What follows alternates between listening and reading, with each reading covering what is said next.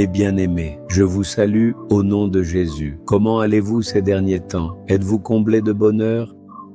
Nous avons fêté la résurrection de Jésus hier seulement. Êtes-vous déjà fatigué? Vous direz peut-être que c'était la joie de la fête. Mais si Jésus est à vos côtés, chaque jour sera une fête pour vous. En fait, je ne fais pas de différence entre Noël, Pâques et les jours ordinaires. Pendant ces périodes, je me joins aux gens pour des œuvres caritatives et je les encourage. Plutôt, je ne considère pas ce jour comme spécial comme les autres. Savez-vous pourquoi? Parce que je fête Noël chaque jour et que je considère chaque jour comme Pâques. Il est à mes côtés chaque jour, n'est-ce pas? Chaque jour, il me fait me réjouir en lui, non? Ainsi, pour les enfants de Dieu, chaque jour est aussi spécial qu'un jour de fête. Vous devriez célébrer chaque jour. Jésus est-il ressuscité hier pour retourner au tombeau aujourd'hui? Était-il vivant hier et plus aujourd'hui? Pourquoi languissez-vous dans la tristesse? Les épreuves vont et viennent dans ce monde, mais elles sont incapables de nous déraciner. Elles suivront leur cours, c'est tout. Pourquoi devriez-vous avoir peur et être découragé à cause de cela? Tout ce dont nous avons besoin, c'est de vivre une vie qui plaît au Seigneur, c'est tout. Quand vous vous concentrez là-dessus, le Seigneur s'occupe du reste. Dans le premier livre des Chroniques, chapitre 29, verset 17. Un homme de Dieu fait une prière élégante. Nous devrions aussi l'apprendre. La prière est « Je sais, ô mon Dieu, que tu sondes le cœur et que tu aimes la droiture. » Le Seigneur prend plaisir à une chose, c'est la droiture du cœur.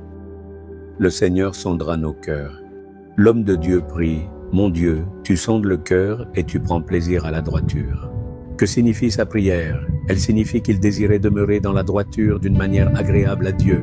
Une prière merveilleuse. Avez-vous déjà fait ce genre de prière? Je fais ce genre de prière encore et encore. Savez-vous pourquoi? Quand le Seigneur a parlé à Abraham, il a dit « Je suis le Dieu Tout-Puissant, marche devant moi et sois intègre.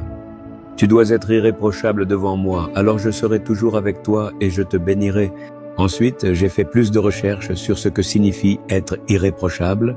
Parce que Dieu le désirait, je voulais être irréprochable. J'ai donc fait des recherches, désirant vivre une vie sans reproche.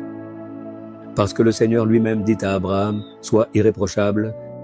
Après avoir appris que le Seigneur attend ce trait de nous, je me suis dit, je le lis, mais qu'est-ce que ça veut dire? La phrase a été traduite élégamment en anglais par « Be blameless », sois un homme sans aucune tache de blâme. Votre vie ne doit pas être un objet de critique pour les autres, mais une vie irréprochable. La chose qui m'a frappé l'esprit après cela était, quand des rumeurs ont circulé sur Jésus, il a demandé directement à la foule, « Qui de vous me convaincra de péché ?» Il leur a demandé directement quelle faute ils trouvaient en lui. Ils ne peuvent pas les désigner en personne, mais ils le calomniaient. C'est tout.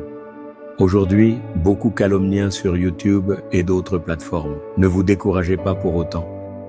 Mais ici, Jésus leur demande directement, « Qui de vous me convaincra de péché? Qu'il m'accuse. » Il a vécu une vie irréprochable, c'est la chose la plus importante. En me concentrant là-dessus, je me soumets souvent et je prie ainsi, « Seigneur, je dois être irréprochable.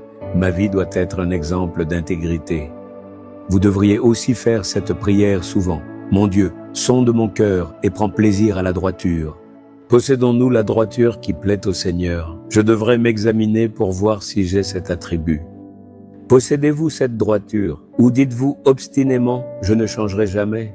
Nous ne devrions pas nous comporter ainsi. Personne ne devrait nous pointer du doigt et dire « Tu n'es pas ponctuel au travail ni avec le temps. Tu n'as pas de vie de prière. Ta conduite n'est pas bonne.